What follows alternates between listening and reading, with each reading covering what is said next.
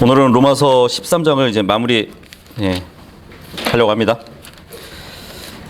로마서 13장입니다.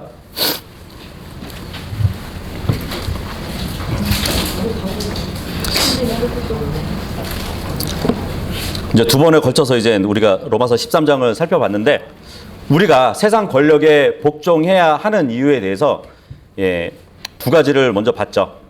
첫 번째는 13장 1절에서 5절까지의 말씀을 봤을 때 진노하심을 위해서 복종해야 된다고 말씀드렸습니다. 그러니까 권력자들은 칼을 가지고 있는 자들이라고 말씀드렸죠.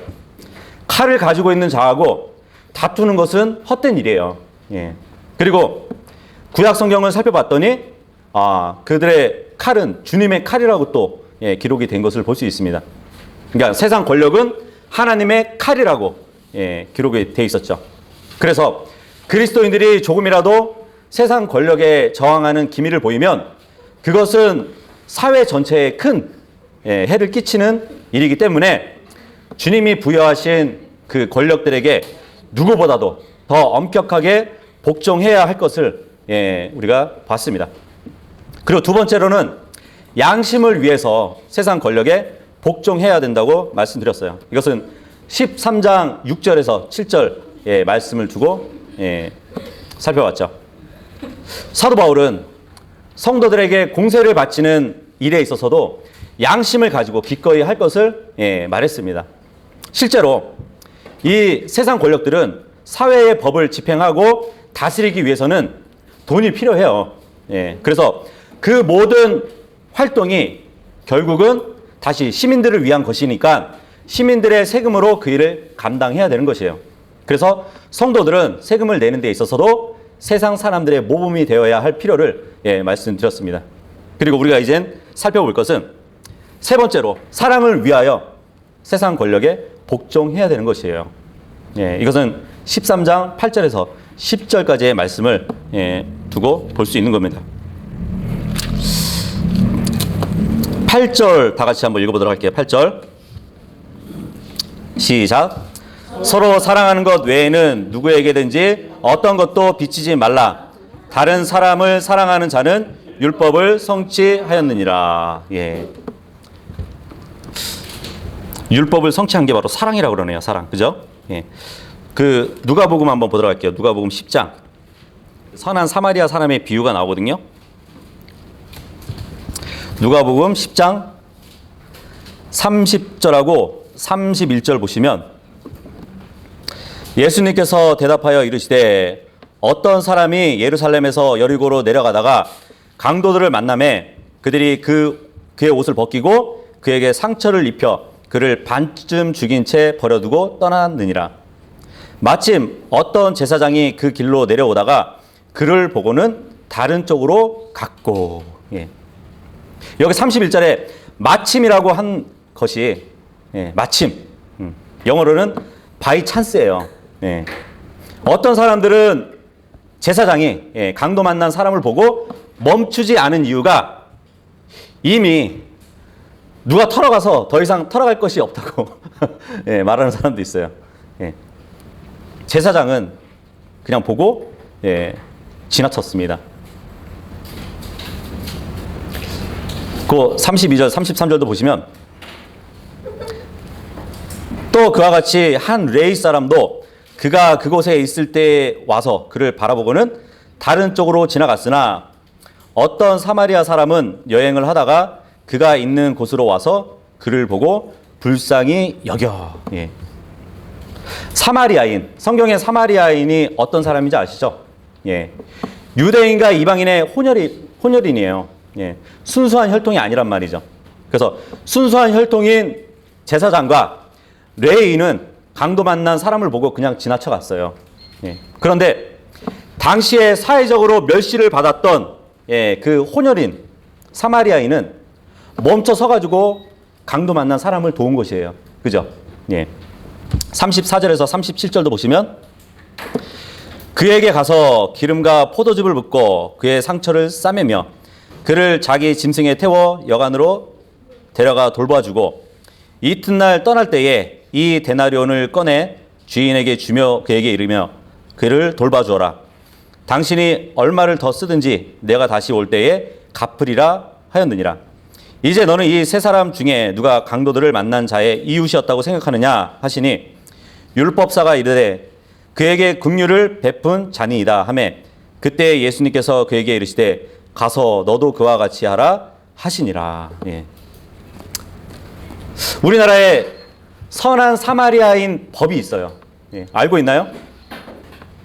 누군가가 사고를 당하면 그냥 지나치면 위법이 되는 것이에요.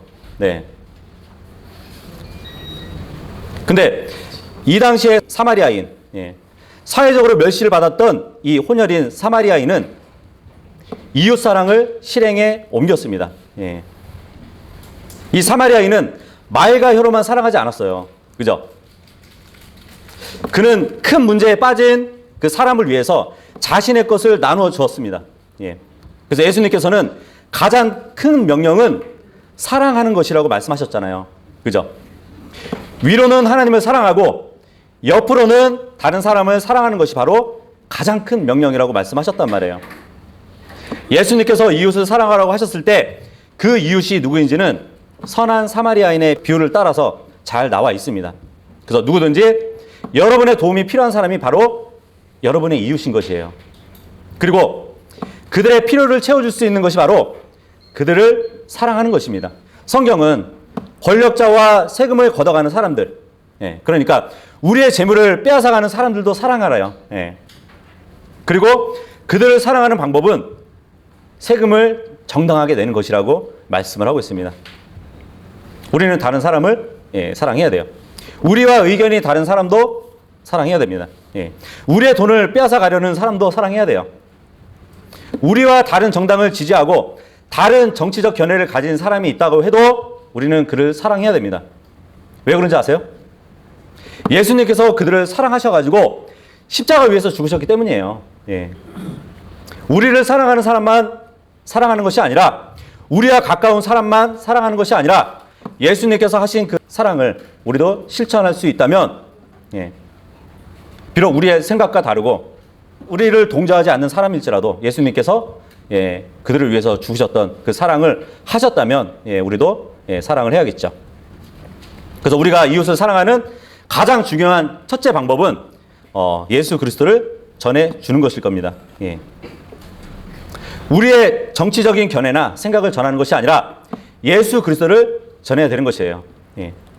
우리가 완전히 일치하는 정치적 견해를 가지고 있다 해도, 예, 예수 그리스도를 믿지 않으면 지옥에 가잖아요. 그래서 사람에게 가장 중요한 것은 어느 정당을 지지하고 어떤 정치적 견해를 가지고 있느냐가 아니라 예수 그리스도를 개인적인 구주로 받아들였는지 그렇지 않았는지, 예, 그런 여부가 더 중요한 것이에요. 하나님께서 사람을 어떻게 나눠서 보고 계실까요? 보수주의자? 진보주의자? 예, 그렇게 나눠보지 않으신단 말이에요. 빨갱이? 예, 수구 꼴통? 예, 이렇게 나눠보지도 않으신단 말이에요. 부자와 가난한 자도 잘생긴 자와 못생긴 자도 나눠보지 않으세요. 예. 하나님께서는 예수 그리스도를 믿고 생명을 가지고 있느냐, 가지고 있지 않느냐, 예, 그러한 사람들을 나눠보고 계십니다. 그래서 하나님께서 인간을 나누는 기준이 바로 그것이에요. 우리도 그러한 기준을 나눠야 되는 것이에요. 그래서 그 기준 외에는 다른 모든 기준은 잘못된 것입니다. 저에게 있어서도 정치적인 기준은 중요하지 않습니다. 예, 왜냐하면 제가 보수 진영을 지지하면, 예, 진보 진영에서는 저의 말을 듣지 않을 것이에요. 그죠? 예. 그 반대로 진보 진영을 내가 지지하면, 예, 보수 진영은 저의 말을 듣지 않을 것이기 때문이죠. 예. 저에게 가장 중요한 것은 누가 보수주의고 누가 진보주의자인가? 예, 그것이 아니에요. 저에게 가장 중요한 것은 누가 예수 그리스도를 믿고 영원한 생명을 가지고 있고 누가 그분을 믿지 않고 영원한 생명을 가지고 있지 않은가? 예, 이것이, 예, 중요한 것이에요. 그래서 이 세상에서는 그러한 기준을 갖는 것, 예, 그것이 중요한 문제라고, 예, 봅니다. 누군가가 예수 그리스도와 진리와 또 복음으로 인해서 실족한다면, 예, 그것은 어쩔 수 없는 일이에요. 하지만 누군가 예수 그리스도를 거부하는 이유가 나의 정치적인 견해 때문이라면 그것은 대단히 잘못된 것이겠죠. 그죠? 예. 그래서 다른 사람이 우리 모두를 주시하고 있다는 사실도 기억해야 됩니다. 우리로 인해서 예수님과 그분의 복음이 비방받지 않도록 우리는 해야 되는 것이에요. 로마서 다시 돌아와서 13장 9절 읽어보도록 하겠습니다. 시작. 이것 즉 너는 간음하지 말라, 너는 살인하지 말라, 너는 도둑질하지 말라, 너는 거짓 증언을 하지 말라, 너는 탐내지 말라 한 것과 다른 어떤 명령이 있을지라도 그것은 너는 네 이웃을 너 자신과 같이 사랑하라 하신 이 말씀 안에 간략하게 포함되어 있느니라. 지금 이 구절에서 수많은 현대 번역본들에는 삭제한 부분이 있어요. 뭔지 아세요? 너는 거짓 증언을 하지 말라 이 말을 삭제를 했습니다. 성경을 변개시키는 그 자체가 거짓 증언을 하는 것이에요. 그죠? 성경 변개자들은 성경을 변개하면서 아마 이 부분이 양심에 걸렸던 것 같아요. 그죠? 그래서 그래서 결국 이 부분을 제거해 버리기로 한 것 같아요. 예수님은 이웃을 자기 자신과 같이 사랑하라고 말씀을 하셨습니다. 사도 바울은 성령님의 인도로 예수님의 말씀을 다시 반복하고 있어요. 사랑에는 가장 큰 힘이 있습니다. 사랑은 가장 큰 영향을 끼치고 가장 큰 동기를 제공해요. 만일 제가 누군가를 사랑한다면 그 사람의 재산을 훔치지 않을 것이에요. 만일 내가 누군가를 사랑한다면 그 사람에게 그 거짓말을 하지 않을 것입니다. 그죠? 내가 누군가를 사랑한다면 간음하지 말라, 살인하지 말라, 도둑질하지 말라, 거짓 증언을 하지 말라는 그 명령이 저에게 필요하지 않을 것이에요. 하나님께서 저의 마음과 인생에 부어주신 것처럼 저도 사랑으로 그를 대할 것이기 때문이죠. 10절 읽어보겠습니다. 10절 시작. 사랑은 자기 이웃에게 해를 끼치지 아니하나니 그러므로 사랑은 율법의 완성이니라. 성경이 말씀하시는 것이 정말 대단하지 않나요? 근데 하나님의 사랑이 저를 완전히 지배한다면 저는 아무에게도 해를 끼치지 않을 것입니다. 저는 아무에게도 상처를 입히지 않을 것이에요. 이렇게 해서 사랑을 위하여서도 세상 권력에 복종하라고 성경은 말씀하고 있는 것이에요. 나머지 이제 13장 11절에서 14절까지의 말씀은 구세주를 위해서, 그러니까 구세주를 위하여 세상 권력에 복종하라고 말씀을 하고 있습니다. 11절 읽어볼게요. 11절 시작. 그뿐만 아니라 너희가 때를 알되 지금이 우리가 잠에서 깨어야 할 바로 그때임을 아나니 이는 이제 우리의 구원이 우리가 믿었을 때보다 더 가까이 있기 때문이라. 여기 보니까 바울은 자다가 깰 때가 벌써 되었다고 말씀을 하고 있습니다. 그죠? 성도의 구원이 처음 믿을 때보다 가까워졌다고 말을 하고 있는 것이에요. 다시 말하면 그리스도의 재림이 가까웠다고 말을 하고 있습니다. 성도는 이미 구원을 받았지만 구원이 완성된 것은 아니에요. 그러니까 성도의 구원은 진행 중에 있는 것입니다. 예수 그리스도의 재림 때야 비로소 성도의 구원이 완성 단계에 이르게 되는 것이에요. 바울은 그리스도의 재림이 가깝다고 강조하면서 그에 합당한 성도의 거룩한 삶을 살아가라고 그 자세를 교훈하고 있는 것을 볼 수 있습니다. 물론 여기서 말하는 구원은 로마서 8장에서 말하는 몸의 구속을 말하는 것이에요. 우리의 혼은 예수 그리스도의 피로 말미암아 그분을 구원자로 받아들이는 순간 죄로부터 구원을 받았어요. 그죠? 하지만 우리의 몸은 아직 구원받지 못했어요. 나중에 예수님께서 공중에 오실 때 나의 이름을 부르실 때에 저의 몸도 구원받게 될 것입니다. 예수님께서는 이제 마태복음을 통해서도 보면 자신이 언제 오실지 정확한 시간을 우리가 알 수 없다고 말씀해 주셨어요. 예수님은 사도행전 1장에서도 주님께서 오시는 때와 시기를 우리가 알 수 없다고 말씀해 주셨습니다. 하지만 주님의 오심과 관련해서 우리가 알 수 있는 것이 있어요. 어제보다는 오늘이 주님께서 오실 때가 가까이 왔다는 것이에요. 그죠? 작년보다 올해가 주님께서 오실 때가 더 가까웠다는 것은 우리는 알고 있습니다. 그래서 주님께서 언제 오실지 알 수 없지만 매일 주님께서 오시는 날이 더욱 가까워지고 있다는 것은 우리가 잘 아는 사실이에요. 우리가 구원받았을 때보다 지금이 주님께서 오실 때가 훨씬 더 가깝습니다. 그죠? 그래서 사도 바울은 우리에게 잠에서 깨라고 권면하고 있어요. 일어나서 침대에서 나오라고 말을 하고 있는 것이에요. 얼마나 큰 도전을 주는 말씀인가요? 그죠? 우리에게, 우리의 인생에도 큰 도전을 주는 말씀이에요. 만일 예수님이 내일 오신다면 나는 지금 오늘 무엇을 하고 있어야 할까요? 만일 내가 마땅히 해야 할 일을 하지 않고 있다면 무엇이 나를 그렇게 만들었을까요? 무엇이 나를 그러니까 잠자고 있는 상태로 만든 것일까요? 성경을 읽고 싶은 날이 있을 것이에요. 그죠? 기도하기 좋은 날도 있을 겁니다. 복음을 전하기 좋은 날도 있을 것이에요.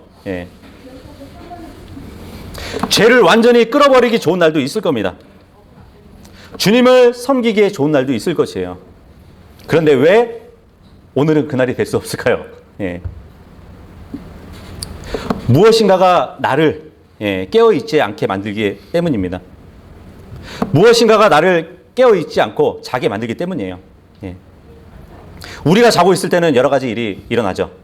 우리는 자느라고 많은 것을 놓치고 있어요. 구원받은 많은 사람들이 영적으로 자고 있다는 것이에요. 성령님은 우리를 통해서 많은 일들을 하려고 하시는 분입니다. 왜냐하면 이 세상의 그리스도인들은 많은 일을 해야 할 일이 있거든요. 지금도 수많은 사람들이 죽고 있잖아요. 수많은 사람들이 영혼으로 들어가고 있단 말이에요. 수많은 사람들이 지옥으로 가고 있어요. 하나님께서는 우리의 인생을 통해서 역사하기를 일하시기를 원하십니다. 하나님께서는 우리 교회를 통해서 일하시기를 원하셔요. 하나님은 우리를 통해서 다른 사람들을 섬기기를 원하십니다. 하지만 우리는 자고 있어요. 그래서 우리들의 마음속에서는 항상 주님께서 다시 오신다는 곧 오신다는 그 알람이 울려지기를 원합니다. 매일 직장에 가라고 울리는 그 짜증스러운 알람이 아니라 곧 주님 얼굴을 보게 된다는 그 기쁨의 알람이 울려지기를 바랍니다. 12절 읽겠습니다. 12절 시작. 밤이 거의 다 지나고 낮이 가까이 왔으니 그러므로 우리가 어둠의 행위를 벗어버리고 빛의 갑옷을 입자. 바울은 그리스도의 날이 가까이 왔으니까 성도로서 어둠의 일을 벗어버리고 빛의 갑옷을 입자고 권면하고 있습니다. 밤이 지나고 낮이 가까웠다는 말씀은 그리스도의 재림으로 악한 세대가 지나고 앞으로 하늘의 왕국이 가까이 왔다는 것을 말해주고 있어요. 밤이 깊을수록 어둠이 짙어지겠죠. 그죠? 어둠이 짙어지고 좀 지나면 새벽이 가까이 옵니다. 그래서 세상이 더욱 악해질수록 하늘의 왕국은 점점 가까이 오고 있는 것이에요. 그러니까 성도는 세상 사람들과 같이 방탕하지 말고 빛의 자녀로서 어둠의 세상에서 빛의 사명을 다하라고 말씀을 하고 있는 것이에요. 에베소서 5장 5절에서 10절 보시면 너희는 이것을 아노니 즉 음행을 일삼는 자나 부정한 자나 탐욕을 부리는 자 곧 우상 숭배자는 결코 그리스도와 하나님의 왕국에서 아무 상속 유업도 갖지 못하느니라. 아무도 헛된 말들로 너희를 속이지 못하게 하라. 이것들로 인해 하나님의 진노가 불순종의 자녀들에게 닥치나니 그러므로 너희는 그들과 함께 참여하는 자들이 되지 말라. 너희가 한때는 어둠이었으나 이제는 주 안에서 빛이니 빛의 자녀들로서 걸으라. 성령의 열매는 모든 선함과 의와 진리 안에 있느니라. 주께서 받으실 만한 것이 무엇인지 검증하라. 사람들은 주님께서 받으실 만한 것이 무엇인지 궁금해하지도 않아요. 그죠? 그저 자신들이 원하는 일만 할 뿐이잖아요. 하지만 구원받은 많은 사람들은 주님께서 무엇을 원하시는지 관심을 갖고 살아갑니다. 그런데 영적으로 깊은 잠을 자려고 하는 자들이 있으면 안 된다는 것이에요. 예. 내가 자고 있는데 깨우지 말라고 한다면 잘못됐다는 것이에요. 뭐 이웃이야 지옥에 가건 말건 상관하지 않는다고 생각하면 안 된다는 것입니다. 다른 사람이야 영혼을 어떻게 보내건 상관없다고 그렇게 생각하면 안 돼요. 다 귀찮으니까 난 지금 자야 되니까 그러한 성도들이 없길 바랍니다. 에베소서 6장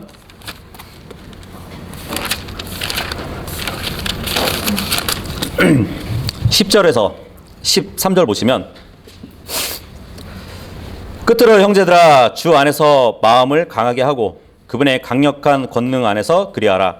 너희가 마귀의 관계들을 대적하여 설 수 있도록 하나님의 전신갑주를 입으라.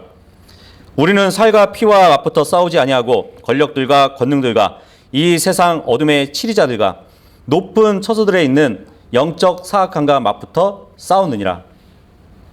그러므로 너희가 악한 날을 버티어내고 모든 일을 행한 뒤에 설 수 있도록 하나님의 전신갑주를 취하라.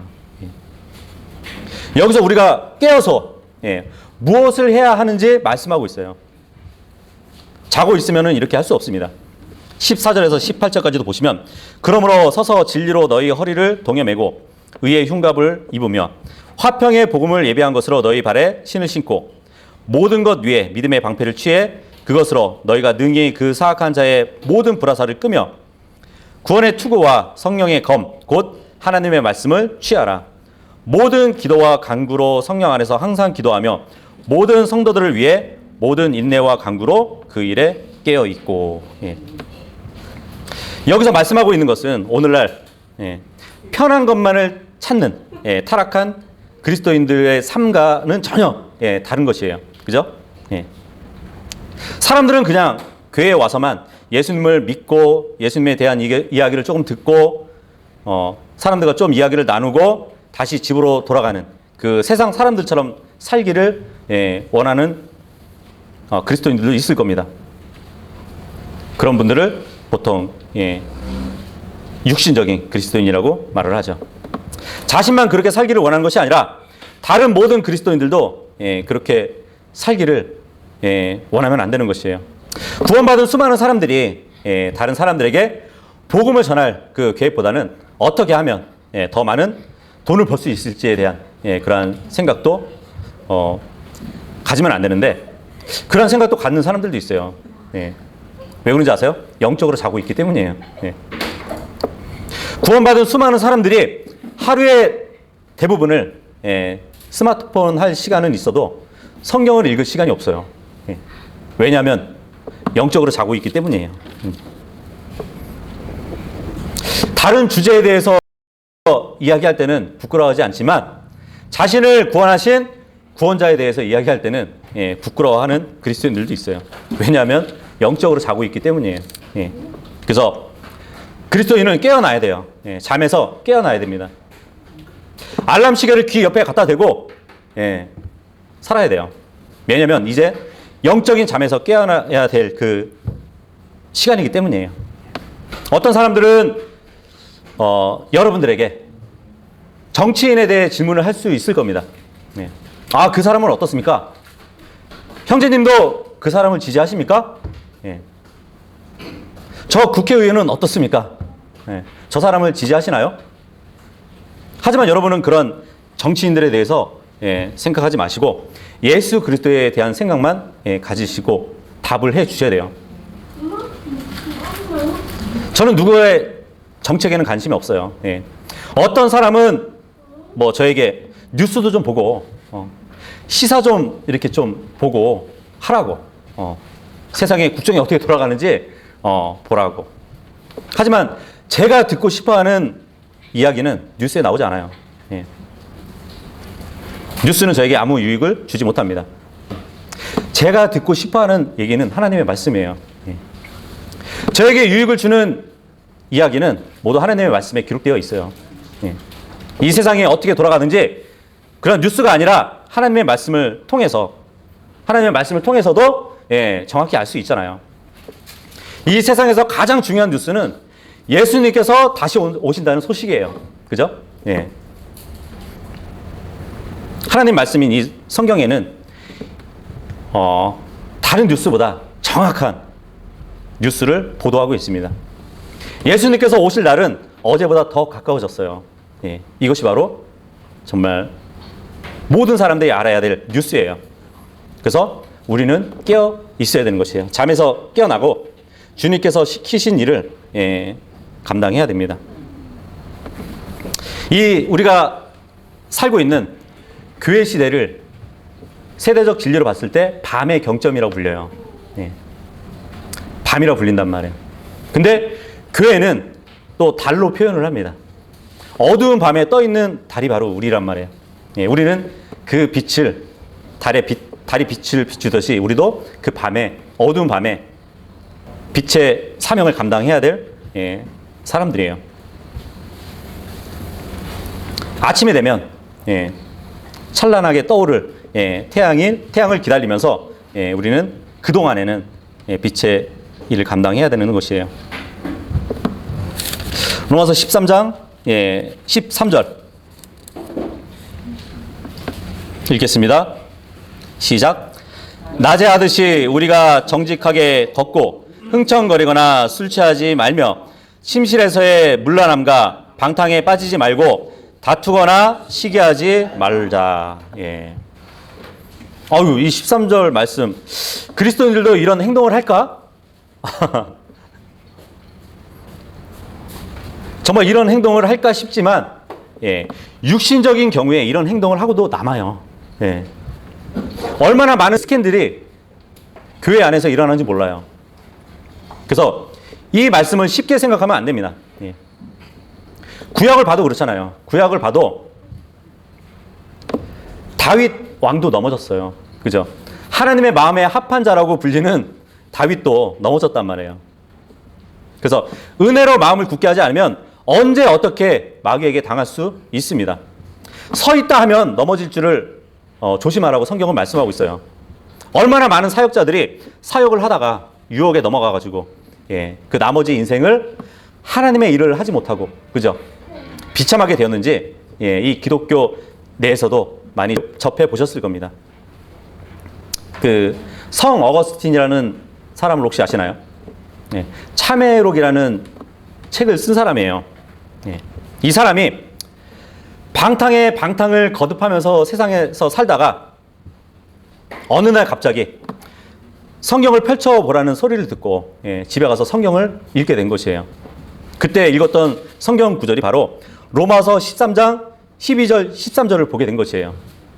그래서 이 말씀을 읽고 회개하고 거듭났다는 간증을 해가지고 사람들에게 이 12절 13절이 굉장히 유명한 구절이 되었습니다.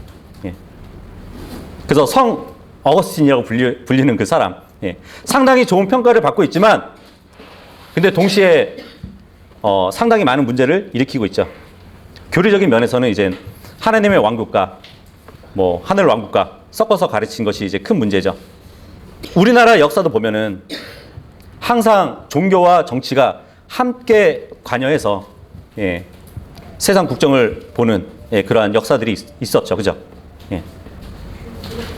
특히 스님들이 많았잖아요. 그죠? 불교하고 정치하고 이렇게 관계가 돼가지고 땅을 부패시킨 그러한 역사도 있죠. 정치와 종교가 일치되는 날은 바로 예수님이 재림하셔서 자신이 땅을 다스릴 때 합쳐질 것이에요. 그 전에는 종교와 합쳐지면 잘못된 것이에요. 왜냐하면 그 종교가 올바른 종교가 아니잖아요. 그죠? 그래서 종교와 정치가 일치되면 함께 관계를 갖게 되면 그 다스리는 나라는 무조건 부패하게 됩니다. 근데 그 전까지는 종교와 분리를 해가지고 정치가 유지되어야 되는 것이에요. 가이사의 것은 가이사에게, 하나님의 것은 하나님에게. 그게 원칙이에요. 그런데 로마 카톨릭은 이 두 가지를 다 가지고 있죠. 그죠? 그래서 엄청난 문제를 일으키고 있습니다. 유럽도 마찬가지예요. 독일 같은 경우는 루터교를 국교로 만들었어요. 그래서 독일에서 태어나는 사람들은 무조건 루터교 신자가 되는 것이에요. 옛날에 침례 교도들이 처음 미국에 도착해서 가장 먼저 만든 법이 뭐냐면 국가는 종교에 관한 그 어떠한 법도 만들 수 없다. 이것을 만들었습니다. 이게 바로 미국 헌법의 제1조예요. 왜냐하면 종교에 대해서는 하나님이 주신 자유이기 때문에 국가가 관여할 수 없다는 것이에요. 그런데 이 국가가 서서히 간섭을 시도해 오다가 결정적으로 나중에 카톨릭을 믿는 대통령이 있었죠. 존 케네디. 그죠? 그 존 케네디가 학교에 성경을 가지고 오지 못하도록 막아버렸어요. 그리고 미국에는 그 학교 앞에 이제 그 10계명이 달려 있었거든요. 그것을 띠라고 명령해 버렸습니다. 국가가 종교를 간섭하는 그 일이 시작된 것이에요. 그래서 국가가 종교에 개입하게 되면 반드시 문제가 발생되는 것이에요. 그 성 어거스틴이라는 사람을 얘기했지만 이 사람도 국가와 종교를 하나로 만들어 가지고 이 땅에 하나님의 도성을 만들자고 주장했던 사람이에요. 그런데 주장은 어거스틴이 했는데 그것을 실천한 사람이 누군지 아세요? 존 칼빈이에요. 이 칼빈이라는 사람은 제네바 그 도시를 종교와 일치된 사회로 만들었어요. 그래서 제네바 시민은 뭐 거듭났든지 거듭나지 않았든지 관계없이 그 칼빈주의 교회에 소속되게 돼요. 그래서 설교 시간에 거듭나지 않은 사람이 설교 시간에 말씀을 들으면은 거듭난 사람조차도 설교 들으면서도 조는데, 그죠? 거듭나지 않은 사람은 얼마나 더 졸겠어요. 설교 시간에 조는 사람이 있거나 아이가 울고 그러면은 매를 때릴 정도로 지나친 그 제재가 가해졌던 때가 있었습니다. 그래서 교리를 올바로 가르치는 게 중요한 것이에요. 성경에서 하나님의 진리를 왜곡해서 알게 되면 정말 비뚤어진 방향으로 신앙생활을 할 수밖에 없잖아요. 예를 들어 뭐 구원의 영원한 보장에 대한 교리를 보면은 은혜로 구원받았기 때문에 어떠한 경우에도 구원을 잃어버릴 수 없다는 그 말씀이 분명한 사실이잖아요. 그렇다고 해서 뭐 이 교리가 무슨 짓을 해도 된다는 그런 면죄부는 될 수 없다는 것이에요. 그죠? 거룩하고 의로우신 하나님을 기쁘게 하는 그러한 삶을 살라고 구원해 주신 것이지 자기 멋대로 살라고 구원해 주신 것은 아니란 말이죠. 어쨌든 이제 로마서 13장을 다 우리가 봤는데 로마서 13장의 문맥은 높은 권력에 복종하라는 것이에요. 세금을 내라는 것이에요. 권력자들을 존중하라는 것입니다. 그래서 이 13장을 다시 한번 잘 생각해 보세요. 우리는 다른 사람에게 복음을 전해야 돼요. 그죠? 진리를 전해야 돼요. 하지만 그렇게 하기 위해서는 정직하게 살아야 됩니다. 세상에 정해진 법대로 잘 실천하면서 살아야 되는 것이에요. 진리를 전하는 사람이 진실하지 못하다면 많은 열매를 맺지 못할 것이에요. 우리가 세금을 제대로 내지 않고 다른 사람에게 거짓말을 밥 먹듯이 하면서 복음을 전한다면 그러한 사실을 알고 있는 사람 중에서 누가 우리가 전하는 복음에 귀를 기울이겠어요? 그죠? 진리를 위해 산다고 하면서 삶이 진실하지 않는다면 누가 우리가 전하는 진리에 귀를 기울이겠어요? 예를 들어 뭐 제가 음식점에 가가지고 식사를 해요. 음식을 먹다 보니까 맛이 형편이 없는 것이에요. 그래서 음식값을 치르지 않고 주인 몰래 도망쳐 나왔어요. 그런데 그냥 도망쳐 나온 것이 아니라 내가 앉았던 자리에다가 종업원이 보라고 전도지 한 장을 두고 나왔어요. 어떻게 될까요? 종업원이 제가 먹은 자리를 치우다가 전도지를 발견하고 그것을 읽을까요? 만일 전도지를 읽는다면 무슨 생각을 하면서 읽겠어요? 그래서 우리는 이 세상에 다른 시민들보다는 더 정직하게 권력의 법에 복종하면서 정직하게 살아야 되는 것이에요. 타락한 인간은 정부가 없으면 완전히 무질서 가운데 있게 될 뿐입니다. 그죠? 예. 그래서 뭐 그 나라에 나쁜 정부가 들어오던 기독교 정부든 뭐 무슬림 정부든 정부는 꼭 있어야 되는 것이에요. 나라에. 그래야 인간의 본성을 제어하고 범죄에 대해서 벌을 줘야지만 정말 이 세상이 지옥과 같지 않게 될 것입니다. 그래서 우리는 뭐 정부가 잘못한다고 해서 정부를 비난하기 전에 먼저 무정부 상태라면 어떻게 될까 그것도 한번 생각해 봐야 돼요. 정부가 없으면 완전한 무질서와 혼돈만 존재하게 될 것입니다. 그죠? 나쁜 정부라도 없는 정부보단 나을 것이에요. 그죠? 그래서 이게 바로 로마서 13장에서 말씀하시는 바예요.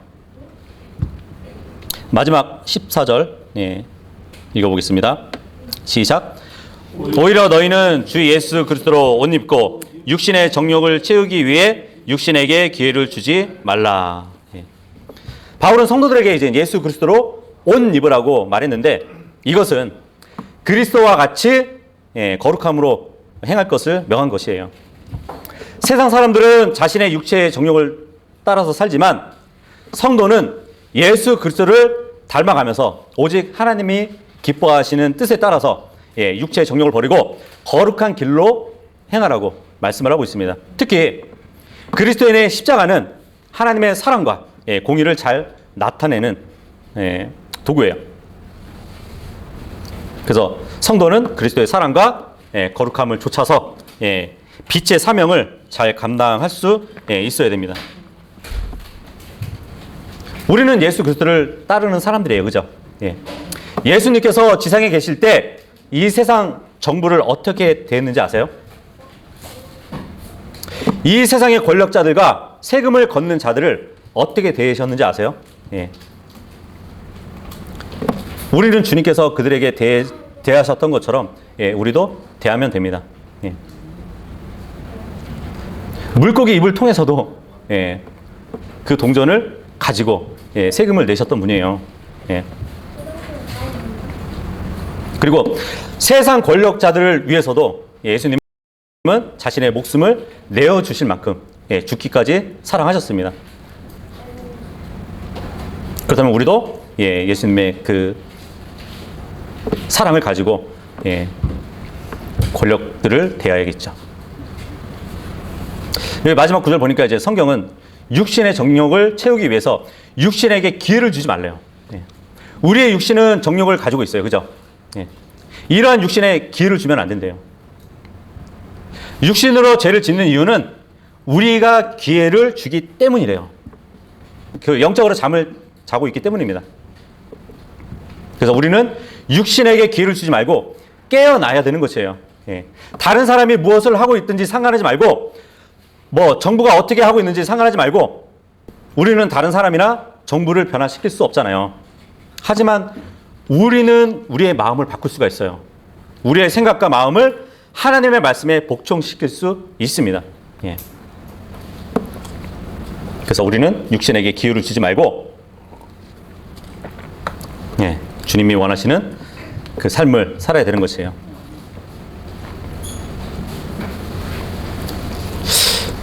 세상 정부. 정부에 대항하는 것은 우리 마음속에 있는 정욕을 몰아내는 것보다는 훨씬 쉬울 것이에요. 이 세상과 싸우는 것은 그리스도의 싸움이 아닙니다. 그리스도의 싸움은 내면에서부터 시작돼요. 무엇을 보고 말하고 생각하는지 그와 관련이 있는 것이에요. 그래서 우리는 영적인 잠에서 깨어나야 됩니다. 하나님의 전신갑주를 취해야 돼요.